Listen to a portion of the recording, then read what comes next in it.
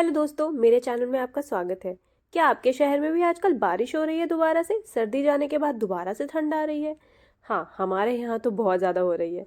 मैंने सोचा आपके द्वारा पूछे गए कुछ सवालों का जवाब दे देते हैं। तो चलिए शुरू करते हैं हमारी आज की वीडियो को। हे गाइस, कैसे हैं आप सब लोग? मैं बिल्कुल बढ़िया हूँ। बहुत खुशी हुई है देख के कि हाँ ठीक है, इंटरव्यू होने के बाद भी, सब चीज़ें होने के बाद भी मेरी वीडियो देखी जा रही है और लोग पसंद कर रहे हैं। ये सोच के बहुत खुशी हुई। बच्चे ना मेन चीज़ें दो पूछ रहे थे ये, कि पहली बात तो वही कि कट ऑफ कितनी जाएगी। देखो, उसके बारे में मैं कुछ नहीं बोलना चाहती। मुझे कुछ नहीं पता। मुझे अगर ये पता होता तो फिर मैं वेट नहीं कर रही होती रिजल्ट का। ठीक है, मैं तो खुशी होगी अपने नगाड़े पीट चुके होती या बता चुकी होती कि हाँ मेरा सिलेक्शन नहीं होगा। तो ये तो नहीं पता। लेकिन दूसरा जो बच्चे बोल रहे हैं कि हाँ अब स्कोर कार्ड कब आएगा। हम लोगों ने मेंस दे दिया, इंटरव्यू दे दिया, now what about the score card. तो स्कोर कार्ड का क्या है कि अभी 15 मार्च तक स्कोर कार्ड नहीं आएगा। पिछले साल 15 मार्च को स्कोर कार्ड आया था। ठीक है, तो 15 मार्च तक स्कोर कार्ड नहीं आने वाला। 15 से लेके आप फिर उसके बाद 23 25 तक एक्सपेक्ट कर सकते हो। 15 मार्च टू 25 मार्च में स्कोर कार्ड आ जाता है।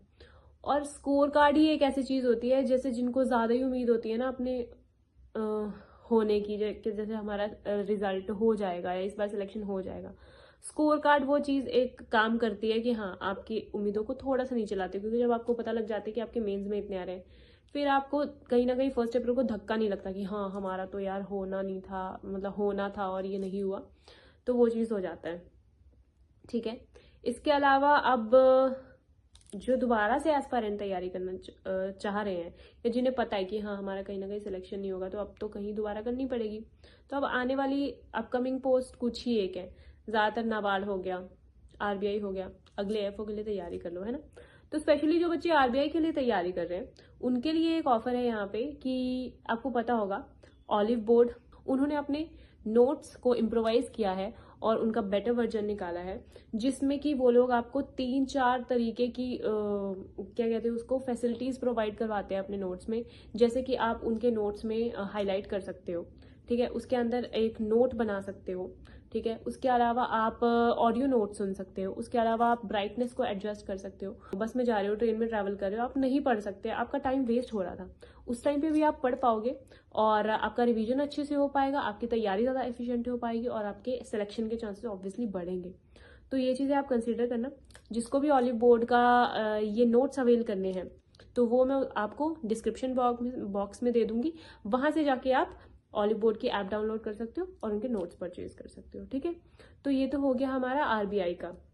नाबार्ड के लिए भी मुझे ये बताना कि कौन कौन तैयारी करने की सोच रहा है कि इस बार मैं नाबार्ड की तैयारी करूंगा लेकिन अभी तक स्टार्ट नहीं की है, और किस किस ने ऑलरेडी स्टार्ट कर दी है।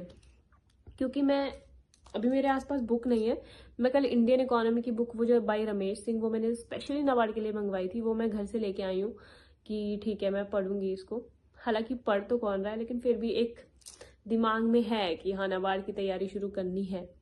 तो वो मुझे बताना। नाबार्ड की एक गैंग बनाएंगे हम, पूरी नाबार्ड की तैयारी करने वाले लोग, बच्चों का एक ग्रुप बनाएंगे।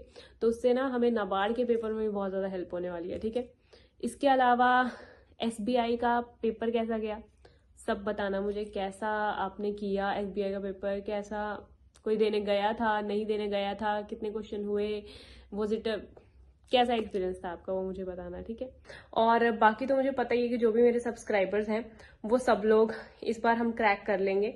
और अगर एएफओ नहीं क्रैक हुआ तो कोई और पता है कि हाँ ठीक है हार नहीं मानते हैं तो क्रैक करके ही छोड़ना है कोई भी एग्जाम है। ठीक है, देखो एग्जाम क्रैक करना जिंदगी का मकसद नहीं है। जिंदगी का मकसद है खुद को वो चीज देना जो तुम चाहते हो अपने लिए, कि तुम डिजर्व करते हो और वो तुम्हें मिलनी चाहिए।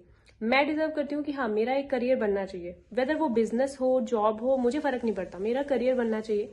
मैं ये डिजर्व करती हूँ। मैंने खुद को कभी, या जो लोग घर पे केयर करते हैं, वो सबसे बड़ी, मेरे को लगता है सबसे बड़ा टफ टास्क होता है, क्योंकि हर किसी के बस का नहीं होता वो करना कि हाँ 5 बंदे रह रहे, 5 बंदों की केयर करो।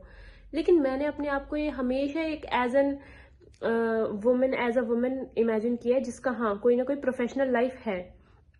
तो ना मेरा मतलब जब मैं सोचती हूँ कि हाँ मैं क्या हाउस वाइफ की रिस्पॉन्सिबिलिटी ले लूँ, क्या मैं ले पाऊंगी? तो मुझे ऐसा लगता है कि नहीं यार, वो बहुत ज़्यादा है। तो ऐसा कुछ है तो होप्स हो कि मैं कर जाऊं तो ज़्यादा अच्छा लगेगा, वरना तो कुछ ना कुछ और ऑप्शन ढूंढेंगे, वो भी कोई टेंशन की बात नहीं है। बस अब देखते ये हैं कि रिजल्ट कैसा आता है, क्योंकि रिजल्ट इस बार जो भी आएगा ना, रिजल्ट मेरी उम्मीदें हैं रिजल्ट से, तो जो भी आया रिजल्ट उसे मैं एक्सेप्ट करने वाली हूँ। अगर नेगेटिव आया तो मैं सच बताऊँ तो बहुत बुरा लगेगा, पर ठीक है, we have to do something, we have to take the first step if we want to reach anywhere. तो यही बातें सोच के बस सोचती रहती हूँ और फिर उसके बाद सोचना बंद कर देती हूँ, फिर उसके बाद मीशो खोल लेती हूँ और शॉपिंग करना शुरू कर देती हूँ। तो ये होता है, ठीक है। तो मैं आज से ना सीक्रेट बुक भी पढ़ना शुरू करूंगी। मैंने आपको बताया था ना, मैं बुक लेके आई हूँ, उसके मैंने 2-4 पेज पढ़े थे, फिर मैंने अपनी बहन को दे दी थी। Meanwhile she was reading it. अब मेरे पास दोबारा आई है, तो अब मैं पढ़ना शुरू करूंगी और मैनिफेस्ट करना शुरू करूंगी अपने AFO की वैकेंसी।